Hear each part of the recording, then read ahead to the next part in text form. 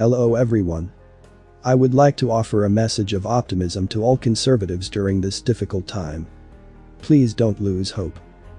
Obviously, Wednesday's inauguration of Sleepy Joe Biden and the departure of President Donald Trump came as a massive blow to the hundreds of millions of conservatives and Republicans in the United States and abroad who respected, admired and loved him. It represented a dark day in the history of the United States, a dark day for democracy and a dark day for faith in the integrity of the US election system. The 2020 presidential election was undoubtedly the most corrupt and fraudulent election of any nation in the Western world in modern times. What we witnessed unfold was a well-planned and orchestrated operation by domestic and foreign actors alike to subvert the will of the American people and install a candidate of their choice who they could bend to their will in order to further their agendas, which for the past 4 years President Trump had disrupted and sidelined as he rightfully put America first. Despite what has taken place, however, this is not a time for despair. The left would love that. After all, they spent the past 5 years relentlessly attacking Trump and telling us conservatives we are filth. They would love to see us despair, lose hope and give up, because that was the point all along. It is for this reason that we must remain strong and absolutely resolute in our support of President Trump, the policies he stood for and the values we hold dear. Trump's so-called election loss and his subsequent failure to overturn the fraudulent result were not his fault, nor the fault of anyone else fighting for truth. Across the length and breadth of America, thousands of patriots worked tirelessly to expose the fraud behind this rigged election and bring the truth to light. However, they were ignored, laughed at, censored and denied the opportunity to mount a meaningful challenge to the result. Similar to what we see in the banana republics and communist nations of Africa and Asia, America's election system, along with its government, judiciary, media and industry, have gradually been infiltrated and contorted from the respected institutions we once knew into mere tools and facilitators of an increasingly radical and insidious left-wing establishment with political and business ties to the brutal Chinese regime, the proud manufacturers of the COVID-19 virus and your face masks. This establishment, comprising the swamp, tech giants, the media and big business, gained a monopoly on power, influence and the dissemination of information in America, which caused them to become smug and overconfident. From their glass towers and marble capitals they grew aloof and deaf to the needs of real Americans as they pursued their radical agendas, foreign deals and the accumulation of wealth. When Donald Trump ran for office in 2015, they hated him for his nationalist agenda, but ultimately treated him as a joke and didn't take his campaign seriously.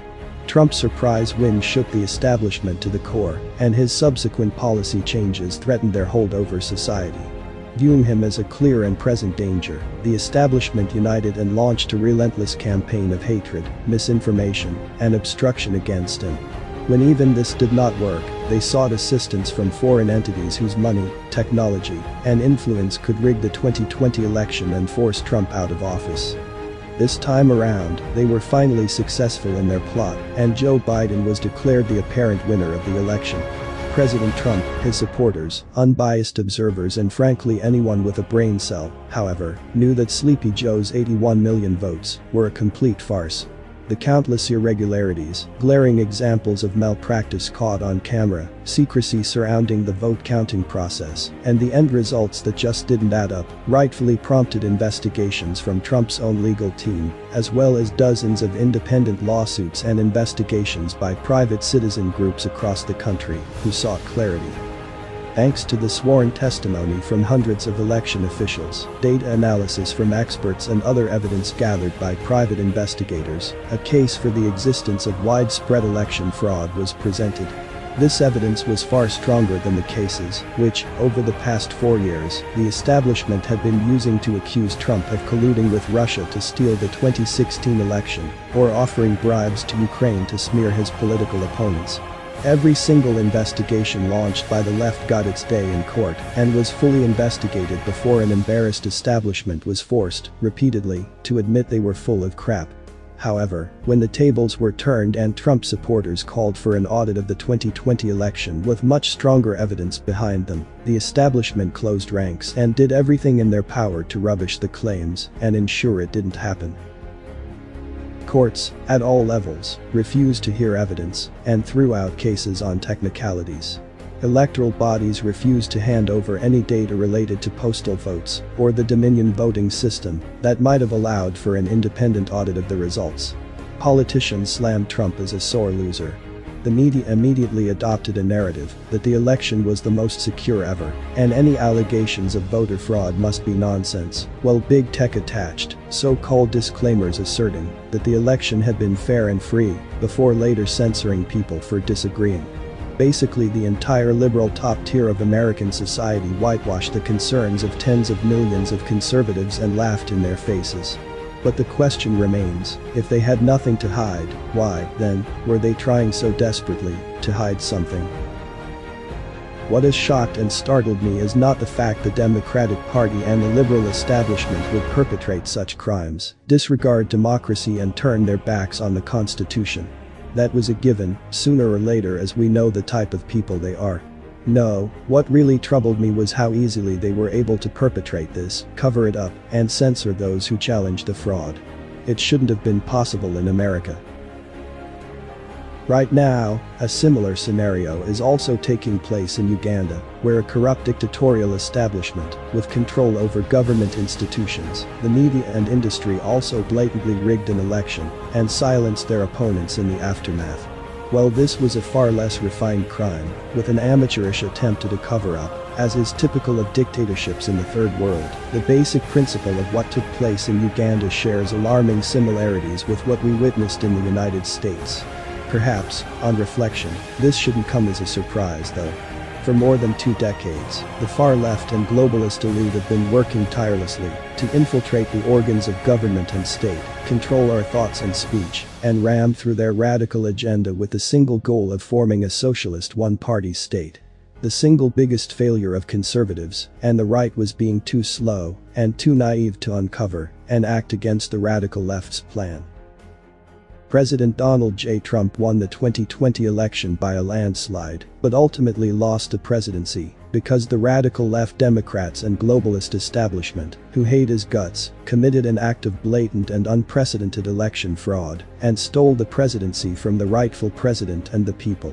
When patriots, including the US president, fought to expose this and turn the vote around, with massive evidence to back them up, and the absolute justification to demand vote audits, they were turned away by the courts, ignored by electoral bodies, laughed at and disparaged by the media, and censored and silenced by big tech. The left have had years to prepare, and the establishment and pillars of society in America are firmly stacked against conservative Americans. We lost, and Biden became president, not because we were wrong, but because the establishment in America is rotten to the core and growing more radical and dictatorial by the day. Conservative Americans are being made into second-class citizens and criminals in their own country. The start of this new year represents a dark time for the right, not only in America, but across the West, where socialist policies are being forced upon many different nations by left-wing and globalist elites, who will be emboldened by what they see in America under Biden and Harris. Nevertheless, as I said before, this is not a time for despair or an excuse for giving up. It is a time for reflection, planning, and moving forward. Biden can sign as many executive orders as he likes to cancel Trump's policies, but he can't put the MAGA movement back in the box. It's here to stay. I don't like what happened with this election one bit. It was a disgrace, but as religious people often say, God has a plan, and everything that happens for a reason. Even though Trump is out of office, these past years and this election exposed the leftist establishment for what it truly is. If President Trump brought us together, then the left solidified us by their actions, ironically, intended to destroy us. We now know who they are, how they operate, and what they are capable of. We have roused the patriots who are ready to fight for their country, and exposed the rhinos who fight only for money and self-interest. When Trump first launched his campaign in 2015, the great invisible swamp that controlled all aspects of American life was uncharted territory that only a select elite knew about or understood. Now, thanks to Trump and their own actions, this swamp, this deep state, is fully charted and understood by all. Never has a movement been so ready and able to stage a fight back. Of course, this is not going to be an easy fight. We are facing a callous and competent enemy that will do absolutely anything to get their way and hold on to power, and do not care one bit about you, the Constitution or America. They control all the institutions of our society and have the power to silence people and, in many cases, destroy people's livelihoods and lives if we should get in their way. But fight back we must, and fight we will. I am certain that Trump will return to challenge Biden in 2024. However, in the meantime, all conservatives in America have a part to play in leveling the playing field for him. To do that, we need to take the power from the establishment in all the areas where they currently control it fully.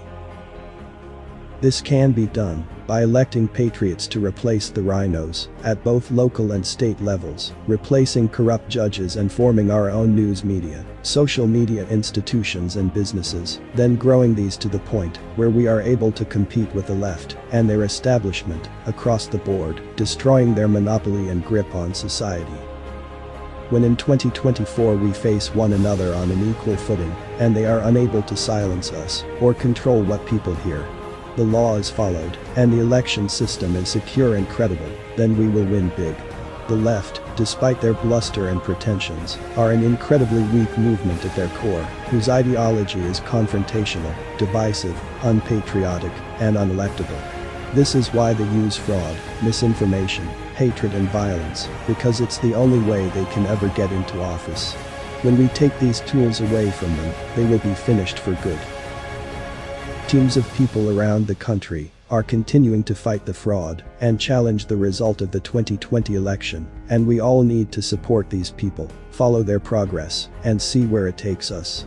However, more than anything else, we all need to start actively playing our part in re-establishing the neutrality of our institutions and government.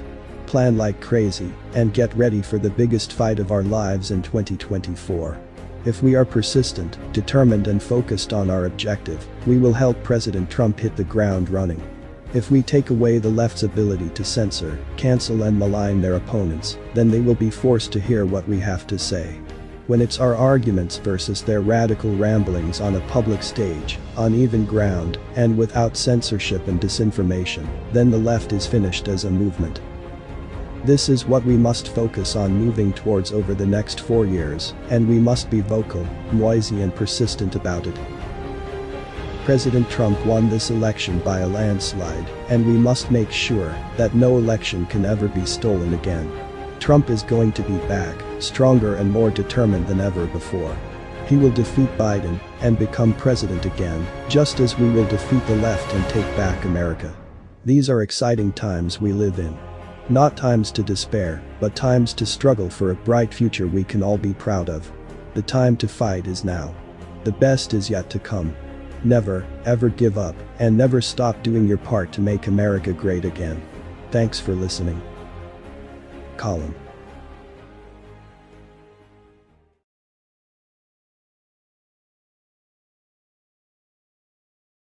Secondly, we're in a situation where we have put together, and you guys did it for our administration, the President Obama's administration before this.